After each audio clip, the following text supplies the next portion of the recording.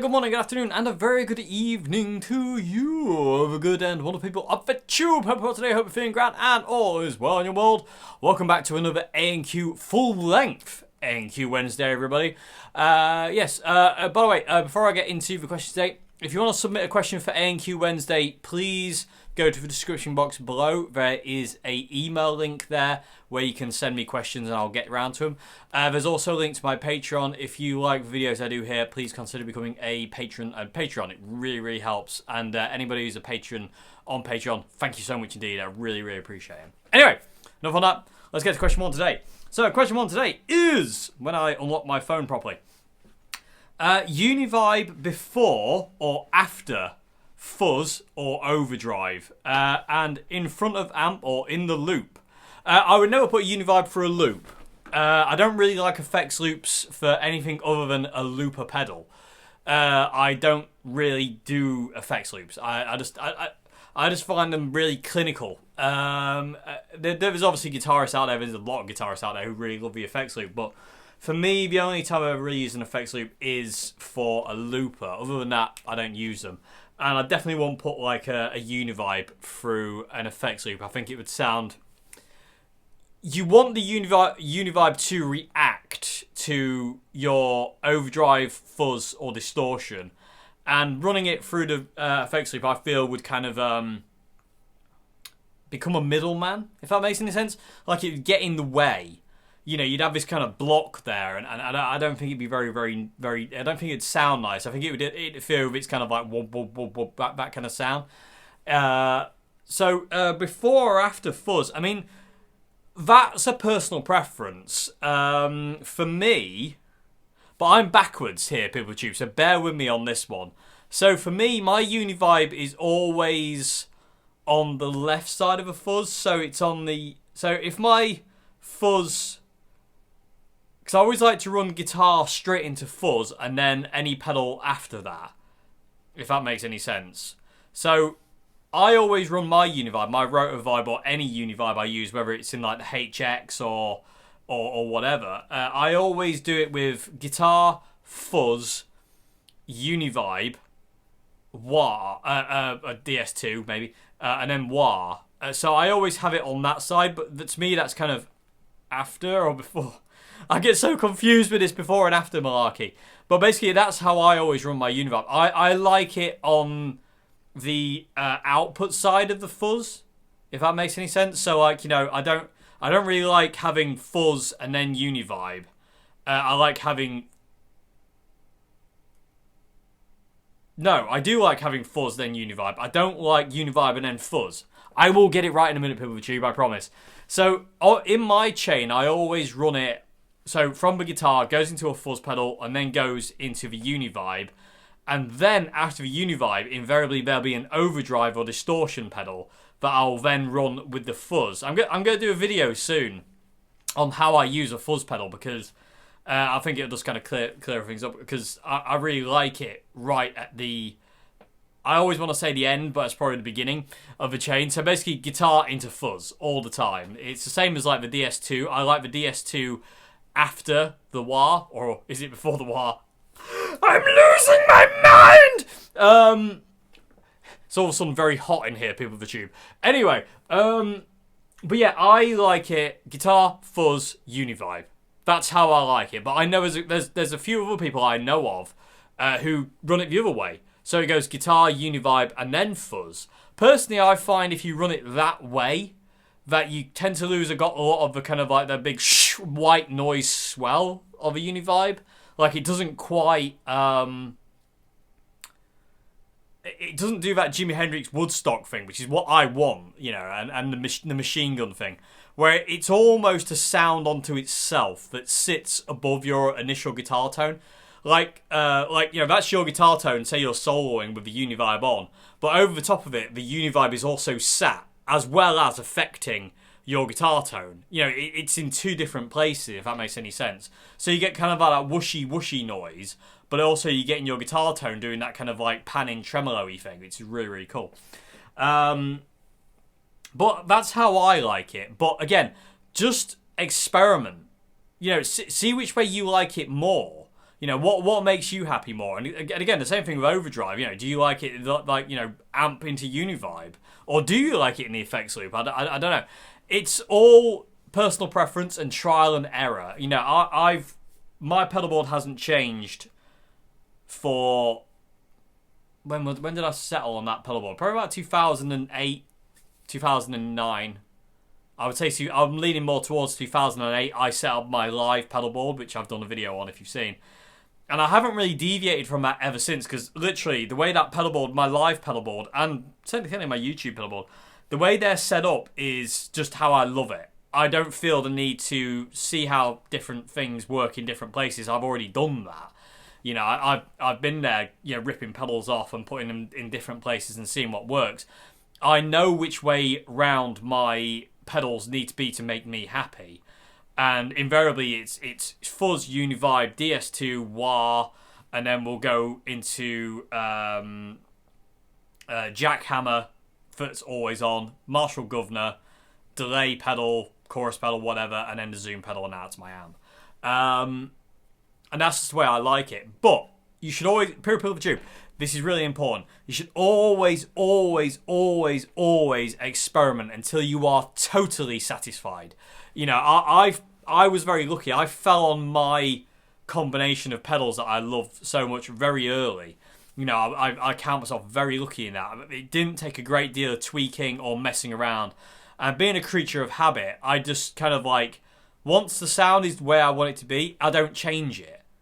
I don't feel the need to at that point. I mean, I've spoken about this before at length, but I really don't feel the need to change my sound. Once I've got it to where I'm like, yeah, that sounds wicked, I'm not going to mess with it. I just don't feel the need to. And that's why my pedal board has been the same since 2008. It really, nothing's changed. Yeah, well, I say nothing's changed. The only thing that's changed is the golden plexi took place of a tube screamer, because I developed a very, very big dislike for tube screamers. I just don't like the mid hump. I think it's because I like loads of mids on my amp. So when you stick on a tube screamer kind of pedal, or a tube screamer in general, because I had a TS808, it tended to kind of get a bit muddy and mushy and just a bit kind of flubby in the mid range, and I didn't like it. And the golden plexi or the Marshall jackhammer sorts that issue hands down. But for me, like I said, it's definitely fuzz and then Uni Vibe, not the other way around. So go guitar, fuzz, Uni Vibe. And then after the Uni Vibe, I would put a wah, and then I'd put a distortion, and then go to the amp. And that's how I find, or an overdrive instead of distortion. And that's how I find I get the most out of a Uni Vibe and get that kind of swirly, whirly kind of noise. And I just like that more, personally. That's the way it works for me. But, like I say, people tube, experiment. You might like it the way around. I don't know. I mean, it's all personal preference at the end of the day. So just mess around to your heart's content and just find what you like the most, and just see what works, see what doesn't. Throw stuff at the wall and see what sticks. But that's for me. That's the way I did it. You have to try it that way, but again, just don't expect it to kind of you might not like it, that kind of thing. So yeah. Anyway, I hope that's the question. Gonna move on to question 2 now. So question 2 today is. My first question is, how did John Frusciante run his Les Paul during the Mother's Milk tour? Did he plug it into the same rig he used with his Strat, using a DS2 for distortion? Or did he run it straight into the amp, like he did later on with his Slash rig? Or did he run... I'm clever at English, people have achieved me. Did he run it in just straight into his amp like he did later on with his Slash rig? So... just to give you a bit of kind of backstory, people of the tube, for anybody who doesn't know John Frusciante's setup, John in the early days, when John Frusciante first joined the Chili Peppers, he had a 3-pickup Gibson Les Paul Black Beauty. And yes, that rig, he ran the Les Paul into the same setup he ran his Strats into, or the Ibanez's earlier on. It wasn't anything different. It was literally whatever it was mainly DS2, Ibanez wah, Boss C1 chorus pedal. There was a delay pedal. I think it was an Ibanez delay. I could be wrong. People tube, correct me. And that was basically what he did. It was one setup for all guitars. So regardless of the Strat, Les Paul, it all went through the same thing, which was initially a Carvin, then a Marshall, then Mesa Boogie, and then back to Marshall. And he used so many things back then before settling on just literally Marshall. They look like them. I think they're the Master Volumes. They're like a plexi, but they're not the Mark II plexis, because the Mark II plexis have that kind of elephant skin Tolex. But I think John eventually settled on the for quite a while settled on the Master Volume Marshalls before going to JSM 800s. You can see it in the Kawasaki gig in Japan where he does that solo. You can see the Marshalls. They're the I'm pretty sure they're the Master Volume. I don't think they're 4-hole. I forget offhand because I'm on camera now, so I can't remember anything. But yeah, it's really cool. But yeah, he ran his Les Paul in the Mother's Milk era through the same thing. Later on, down the line, when John rejoined the Chili Peppers and finally started using a Les Paul again live, he had another a black Les Paul custom. He just ran that Les Paul straight into a Marshall Silver Jubilee. And they called it the Slash rig because that's what Slash does. You know, he just is his Les Paul into a Silver Jubilee, done. You know, although Slash's setup these days is a lot more extravagant than it was, you know, way back when. But yeah, so yeah, back Mother's Milk era, John ran his Les Paul through the same thing, and it didn't really, you know, it didn't really matter at that point in time, and then just kick on the DS2. It sounds to me as well that John in the early days in the Mother's Milk era used Mode 1 on the DS2. It doesn't really sound like Mode 2, but I could be wrong. But saying that, I say that now and I think of like some of the gigs I've seen. Maybe flip-flopped, I don't know. Some of the gigs I remember, like just that popped in my head from Mother's Milk era, definitely have that Mode 2 DS2 mid-boost thing.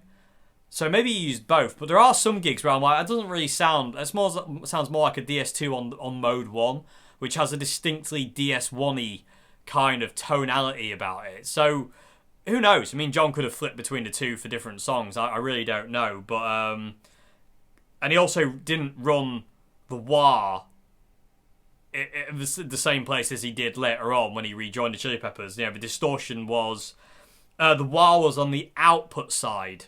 No, sorry. The wah was on the input side of a DS2, not the output side of a DS2. So John's setup on the Mother's Milk era kind of went from guitar to the wah pedal and then to the DS2. And he got more of a traditional kind of wah sound around that time. It's not that crazy white noise wah tone that we know from Californication, By the Way, and Stadium Arcadium era, John. You know, it's a lot more of a traditional kind of, lack of a better word, Brian Robertson kind of wah kind of tone. Very straightforward, not really kind of too crazy. Also, John in the Mother's Milk era ran his amps a lot more distorted, so he might not have had to turn the distortion pedal on. He might not have had to turn DS2 on for his Les Paul, because the Les Paul with its humbuckers compared to the 68 Strat that John was using, I think it's a 68, I could be wrong, it would distort more anyway, because John's tone in Mother's Milk era is very, very scratchy and very, very distorted anyway. So plugging the Les Paul in he probably didn't need to turn the DS2 on, but he probably did anyway. I'm pretty sure he did. But yeah, it was the same setup though. But anyway, I digress. I like being able to do this again, actually. It's nice. Tangent time. But yeah, it's the same rig, but again, later on, John just plugged his Les Paul custom into his Jubilee, and that was it. No pedals, didn't need them. It's normally as you're looking at the stage, the right stack with the Silver Jubilee, that's the one that John would run his Les Paul into. And I say they called it the Slash rig. I love the fact they called it the Slash rig. I think that's so cool. Anyway, so I hope that's actually that part of your question. Next question next part of question 2. Yes, is how do you think Jimi Hendrix's music was evolving when he passed? Before he passed away? I believe his playing was getting more tame, and he was getting more into textural works, songs like Drifting. I would say Jimmy was going. I would agree with that one. He was definitely getting a bit more kind of like, you know, layering kind of things, starting to kind of find his way a bit more in the studio, finding his voice more. He was leaning more towards like jazz. I have this distinct feeling that Jimmy, if he had lived, unfortunately, he didn't. If he had lived, I think he would have gone into the world of jazz. I mean, he was playing with Miles Davis, and Miles Davis loved playing with Jimmy. So I think it would have invariably gone that way. I reckon Jimmy would have definitely ended up with jazz and maybe even more experimental stuff. I mean, I'd love to have known what Jimi Hendrix would have done with the prog rock scene, because that's another scene I could have seen Jimmy kind of like breaking into if he had lived and stayed with us, is prog rock. You know, can you imagine a Jimi Hendrix Experience prog rock album? Imagine what that would have been. We were robbed, I tell you, robbed! Instead we got Justin Bieber. Anyway.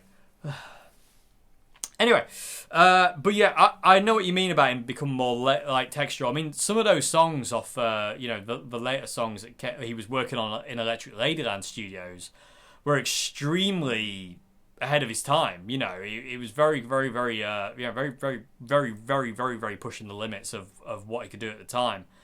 And it's really awesome, and it's heartbreaking, to be honest with you, to know that we'll never hear that stuff finished, you know, because there's an album, isn't there? New Rays of a Rising Sun album that's got songs like Angel and Hey Baby and Straight Ahead and stuff like that. Those songs were never finished, you know.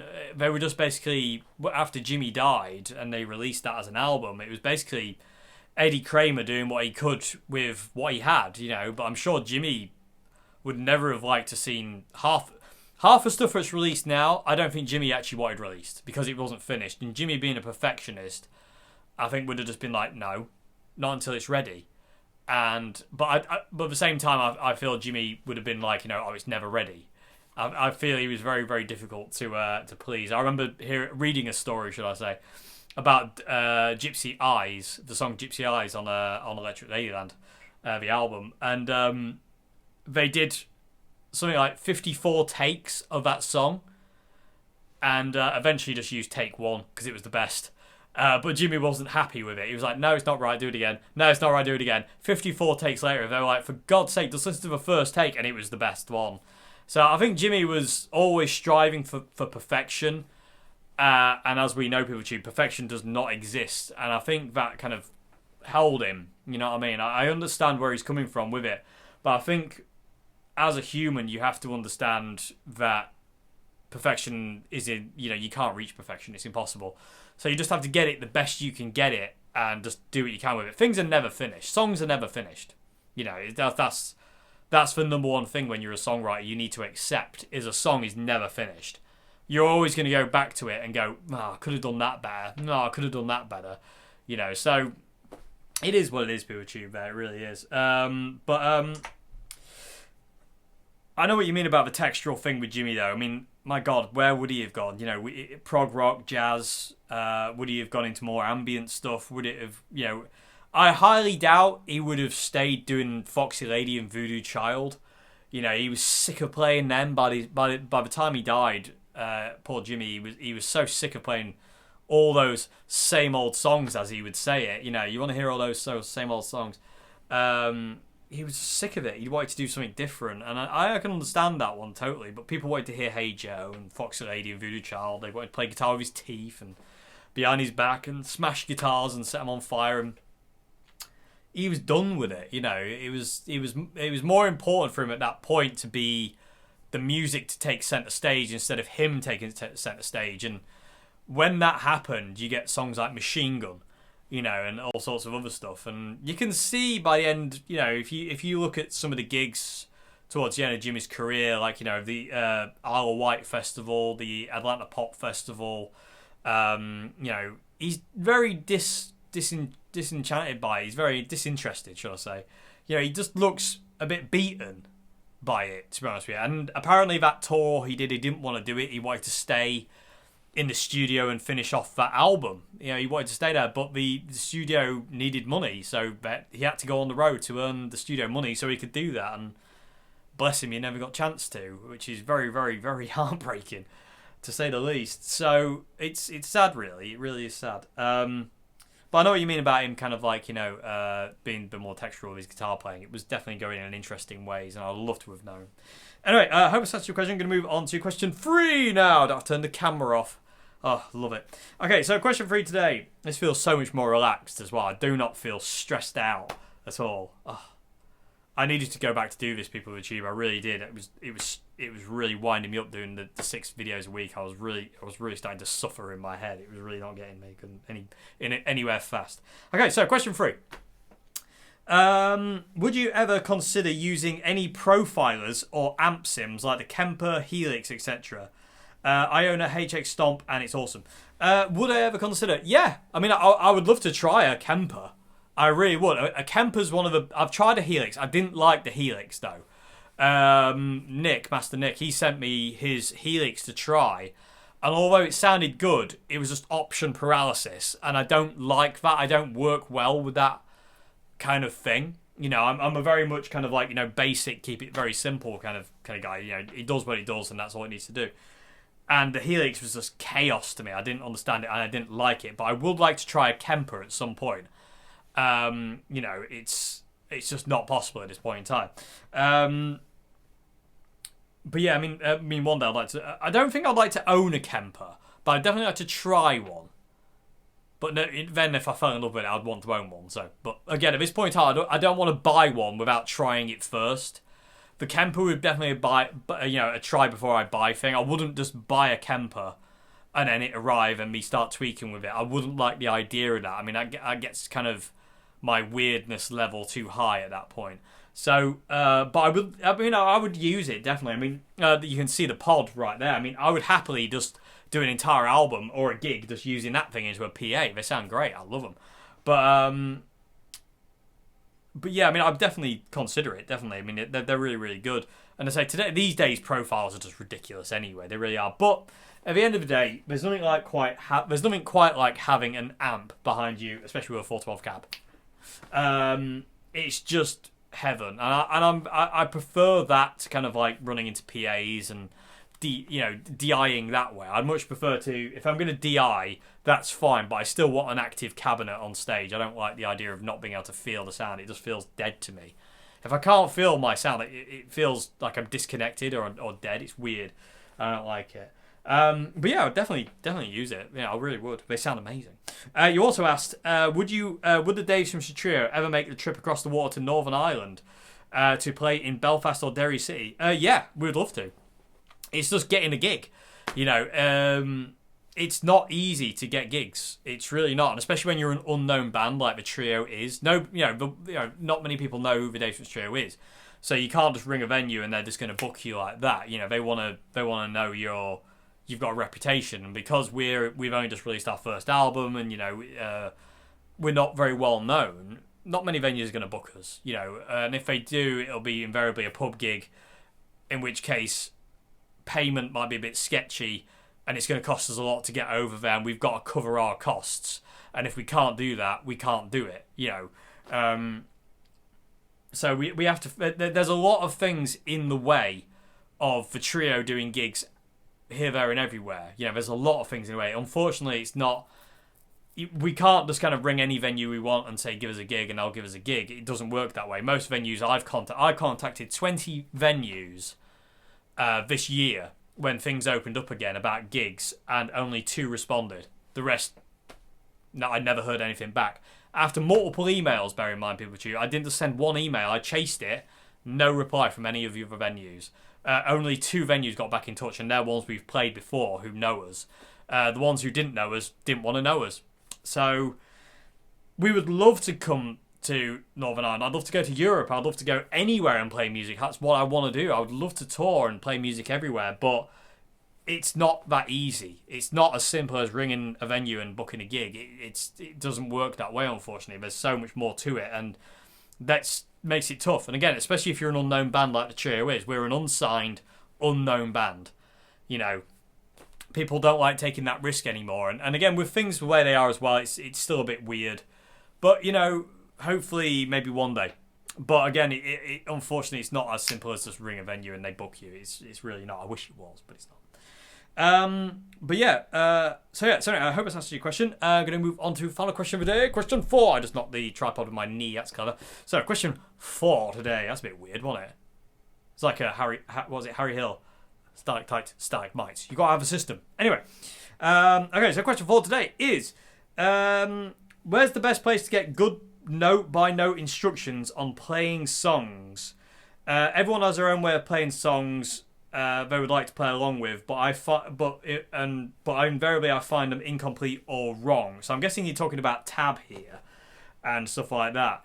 You're finding it very good. Finding it very hard to find a good guitar teacher. You have tried songbooks and guitar magazine tabs, but it's very difficult and takes way too long to figure them out. How do you play and not disrupt your neighbours? Well, let's come back to the tab thing first. Yeah, tab books aren't the best. I started out with tab books as well. When I first started playing guitar, I had a Green Day, Dookie, and International Super Hits tab book and a Offspring Conspiracy of One tab book. And they were wrong all the time. Then I got a Jimi Hendrix one, and that was wrong. And it was during learning All Along the Watchtower by this Jimi Hendrix tab book that was so out of whack that I decided I was going to use my ears instead of going by tab or whatever. I was just going to use my ears, and I started learning songs by ear. And this is what I'd recommend to anyone out there. Tabs are cool to give you an idea, but do not trust them as gospel.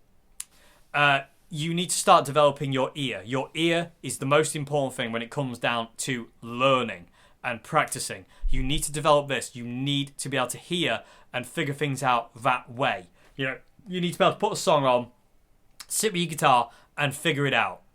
And that's what I did for hours and years. And I still do now. I don't do it as much anymore because I just don't. I like writing songs more now than I do actually like figuring them out. Because I did that for so long, that's kind of run its course for me. It'll come back around, I have no doubt. And I still learn songs that I want to learn, but invariably I like to write songs more now than I do actually learn them. And that's just where I'm at. But yeah, invariably you want to be using your ears. Develop your ear. Forget the tab books. Forget kind of like, this, that, and the other. The way people tell it. Use your ear and develop your own way of, find your own way of playing it. And if it's right, it's right. If it's wrong, it's wrong.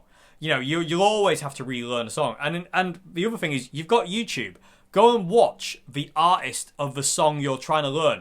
Watch what they're doing and learn from where they are. Where's he playing it on the neck? I'll say he's playing it around the 5th to 7th fret. So it's got to be in there somewhere. Just and do that. Just go and watch the artist. I mean, YouTube is the most incredible resource for learning anything. Not just guitar, anything. You name it, it's on there. It's insane. But as a guitarist, I mean, we can finally watch Jimi Hendrix playing Voodoo Child and see how he does certain things. We can watch, I can watch John Frusciante and learn certain things he does and where he does it. So invariably, just do both. Develop your ear and watch them on YouTube. You can normally find live versions of these songs, and it'll give you an idea. But your ears are the most important thing. You need to develop your ears to, identify notes, learn songs by ear. Tab is all right. It's okay. Books are okay. But they're not your ears. Your ears are the most important thing. Sit down with the song, press play on the CD. Am I too old saying CD now? Or YouTube or whatever. And learn it that way. And YouTube has a slow down function as well. I mean, you can slow the song down. So it's the ultimate resource for learning songs. You can literally, if you wanted to learn Crazy Train, by Randy Rhoads' version of Crazy Train, not Zakk Wylde's or Jakey Lee, because they played it all slightly different. But again, that's the point. They're all different guitarists, and I'll talk about that in a sec. But if you want to learn Randy Rhoads, find a live version of Randy Rhoads. There is a few on YouTube. There's not many, unfortunately, anymore, because I think Ozzy's estate has kind of gone, that's ours, much in the same way that Jimmy's estate did the same thing. But go on there and just find footage of it, and if it's too fast, just use the function to slow down. And just identify the notes. Use your ears to identify the notes. And it's really important to develop your ear. It is the most important thing when you're a musician. You need to develop your ear. You need to be able to hear things and be able to play them. You really do. It's a lifelong thing, that as well. You're not going to learn that in a year. In a year's time, you'll be amazing at it. But it'll always keep developing. You'll always hear things differently, and it gets better and it gets better the more you do it. And eventually you go, oh, I learned that wrong. It's not there, it's here. And you start to be able to pick out different tonalities as well. It's insane how far your ear can go if you really develop it. But it takes time. Much in the same way as anything does with an instrument. It just takes time, but it's so worth it at the end of the day. And coming back to what I was just about to say, a minute ago, Jakey Lee. I remember watching an interview with Jakey Lee, and he was talking about when he was young, and also my friend John, who I worked in Old Hat with, said the same thing.